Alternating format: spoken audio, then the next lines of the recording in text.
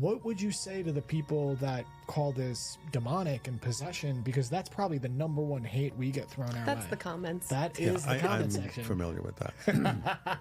What he said is, look, I'm going to paraphrase this very quickly. Demons are not an independent entity. They are the negative side of the archetypal collective consciousness of our people.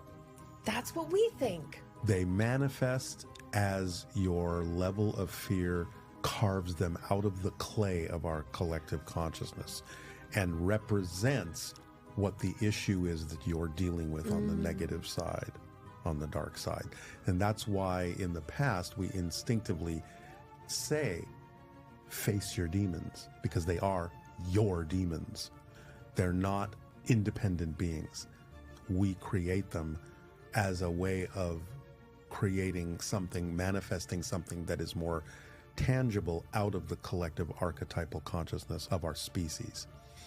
And that's why in the past people made lists of the demonic qualities. And if you look at those lists, you will see that they are simply the negative qualities of humanity. There's a demon of greed, there's a demon of lust, there's a demon, so it's like, yeah, we're facing that, but it's our creation reflected back to us in a way that helps us understand how to go through the process of overcoming that. They're not independent entities. They're our creations. The word that really keyed for me was reflected. Because the interesting thing is when we face those demons, we view them as demons, so we begin to behave demonically. So we'll attack the demons. Yeah. We start to become the thing that we think it is as opposed to loving it and healing it. Exactly. And loving ourselves and healing ourselves, Yes. which is what makes the demon vanish. And that's why, again, instinctively humanity has known this, but it's come out in folkloric ways, folkloric statements, folklore. That's why in the past they said, well, to get power over a demon, you have to know its name. Huh. It's your name.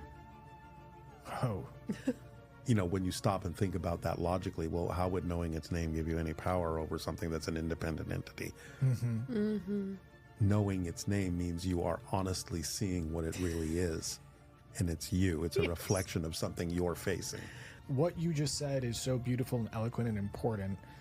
Unfortunately, a lot of people who need to hear that will say, that's Satan telling you that. Of course. Again, you're not here to change anyone's mind. You're here to say, here's an optional way to look at something that may be more self-empowering if that's what you're seeking in life, as opposed to playing the victim. Yes. So if you're tired of playing the victim, here's an alternative way of looking at this thing that actually does make a difference in how you experience them.